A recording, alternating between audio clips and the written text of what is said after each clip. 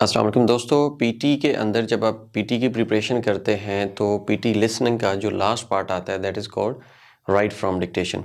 अब ये जो लास्ट पार्ट है राइट फ्रॉम डिक्टेशन, ये बहुत इंपॉर्टेंट पार्ट होता है।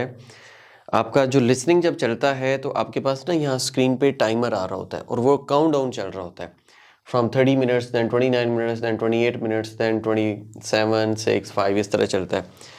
जो राइट फ्रॉम डिक्टेशन है इसके लिए आपने पूरे 5 मिनट्स रखने होते हैं अपने पास। कितने मिनट्स? पूरे 5 मिनट्स। चूँकि नेक्स्ट आप खुद करके आ रहे होते हैं, ये बहुत इंपॉर्टेंट पार्ट है। इसके आपको मार्क्स मिलते हैं, बहुत ज़्यादा मार्क्स मिलते हैं। 50+ इसके मार्क्स हैं राइट फ्रॉम डिक्टेशन के, और आपको टोटल 3 सेंटेंसेस दिए जाएंगे। इन 3 सेंटेंसेस को आपने गौर से सुनना है, गौर से सुन के आपने टाइप करना है। आप 1 मिनट लगाएं, आप 1.5 मिनट लगाएं, इट्स अप टू यू, लेकिन 1 मिनट आपने लाजमी लगाना है इसके ऊपर। आपने इसको सुनना है, सुन के आपने इसका सबसे पहले फर्स्ट लेटर लिखना है। फर्स्ट लेटर लिखने के बाद फिर आप इसको टाइप करेंगे। आप फर्स्ट लेटर आपका कैपिटल होना चाहिए, स्मॉल हो गया फिर भी कोई इशू नहीं है। एंड पे फुल स्टॉप देना है, फुल स्टॉप नहीं देते फिर भी कोई इशू नहीं है। लेकिन आप इसको एज इट इज़ टाइप करेंगे, सीक्वेंस में टाइप करेंगे, तो आपका ये आंसर देगा और आपका स्कोर आएगा। अब हम इसको प्ले करेंगे, प्ले करके तो हम इसको सुनेंगे कि क्या आपके पास इसी तरीके से लिखा जा सकता है, नहीं लिखा जा सकता। मैं आपको ऑडियो भी सुनाऊंगा, मैं आपको जो है ना फर्स्ट लेटर लिख के भी दिखाऊंगा और पूरा सेंटेंस भी लिखूंगा। आप देखें। The new articles for the study and the subject are collected. अब आपने सुना the new article for the study and the subject are collected. अब हमने क्या करना है? हमने एक तो ये हुआ कि अगर आप बहुत अच्छे हैं, लिस्टिंग में बड़े स्ट्रॉन्ग हैं, तो आप उसको एज इट इज़ टाइप कर देंगे। नहीं तो आप क्या करेंगे कि आप सबसे पहले इसके जो लेटर्स हैं ना उनको लिखना शुरू करेंगे। फर्स्ट लेटर्स को, कोई भी वर्ड है उसका फर्स्ट लेटर सबसे पहले लिखेंगे। The new articles for the study and the subject are collected. इसने बोला है the new article for the subject and study are collected. ठीक है, अब इसको दोबारा मैं सुनाता हूं आपको, दोबारा आप कैसे सुनेंगे इसको। मैं इसको प्ले करता हूं। The new articles for the study and the subject are collected. ये for the study and the subject are collected. अब मैं इसको लिखूंगा the new article for the study and subject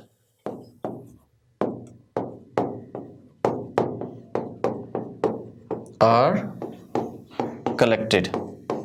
अब एक दफ़ा फिर मैं आप लोगों को ऑडियो सुनाऊंगा इसकी, ताकि आपको पता चल जाए कि जो मैंने लिखा है वो सही लिखा है। The new articles for the study and the subject are collected. The new article for the study and the subject are collected. तो इस तरीके से आपने क्या करना होता है, आपने ये वाला सेंटेंस जो है उसको लिखना होता है, गौर से सुनना होता है, गौर से लिखना होता है।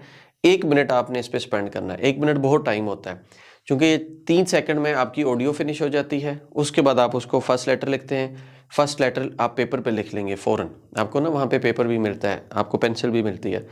लिखने के बाद आपने उसको टाइप करना है कंप्यूटर पे। जब कंप्यूटर पे टाइप करेंगे आपने स्पेसेस देनी है, एक स्पेस देनी है यहाँ पे, डबल स्पेसेस नहीं करनी। एक स्पेस देंगे, डबल स्पेसेस नहीं करेंगे, और इनके स्पेलिंग्स ठीक लिखेंगे, सीक्वेंस में लिखेंगे तो आपको मार्क्स मिलेंगे। अगर सीक्वेंस में नहीं लिखेंगे तो आपको मार्क्स नहीं मिलेंगे। अब हम चलते हैं, नेक्स्ट करते हैं, और नेक्स्ट में हम आपको एक और सेंटेंस सुनाते हैं और उसके ऊपर हम ड्रिल करेंगे।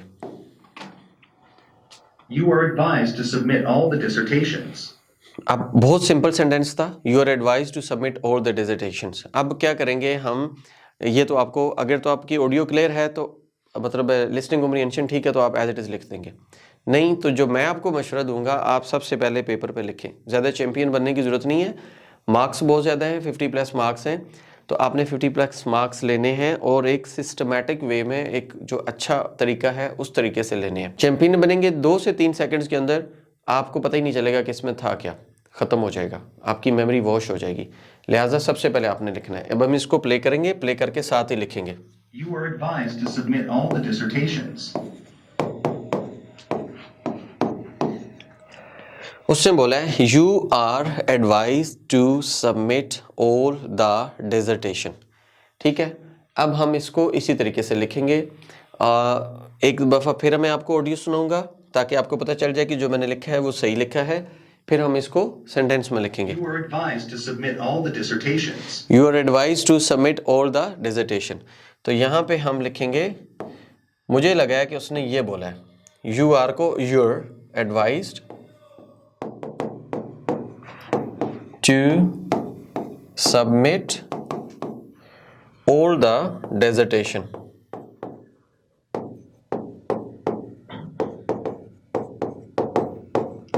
अब हम एक बार फिर सुन लेते हैं इसको, सुनाइएगा जरा। You are advised to submit all the dissertations. You are advised to submit all the dissertation। अब इस तरीके से हमने क्या करना होता है, हमने इसको लिखना होता है, लिख के वहाँ पे टाइप करके हमने सबमिट करना होता है, और सबमिट करने के बाद वो हमें स्कोर दे देता है। चाहे आपका रिपीट सेंटेंस है उसका भी यही स्ट्रेटेजी है, चाहे आपके पास राइट फ्रॉम डिक्टेशन है उसके लिए भी यही स्ट्रेटेजी है। अब हम मूव करते हैं, एक और सेंटेंस देखते हैं, और उस सेंटेंस में हम देखते हैं कि हमारे पास क्या आता है। Kindness is very important nowadays. Kindness is very important nowadays। बहुत सिंपल है, इसमें कोई मुश्किल नहीं है, चूंकि उसने जो ऑडियो बोली है उस ऑडियो को kindness is very simple nowadays या जो भी है, हमने पहले लेटर्स लिखने हैं। दोबारा सुनेंगे।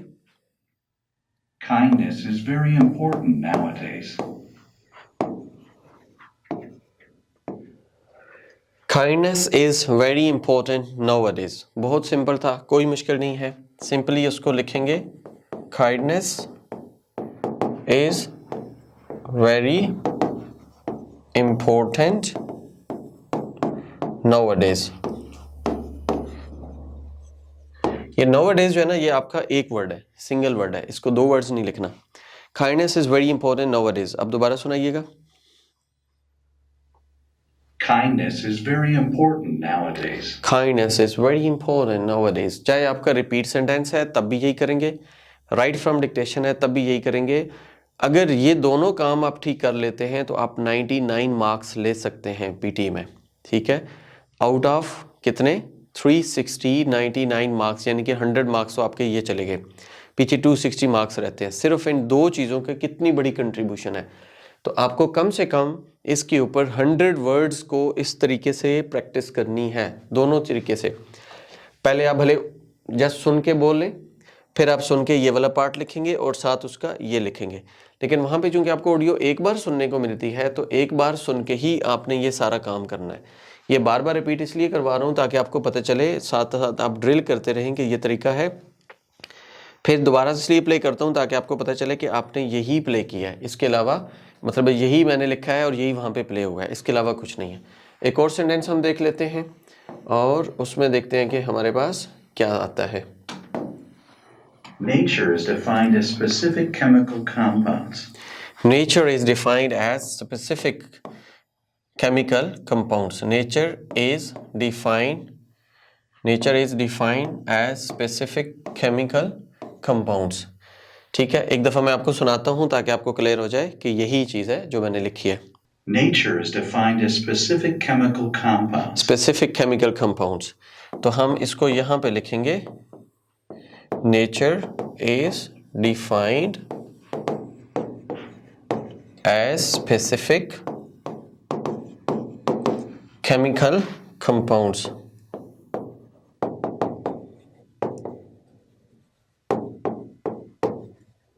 अब दोबारा हम इसको एक दफ़ा प्ले करेंगे। Nature is defined as specific chemical compounds.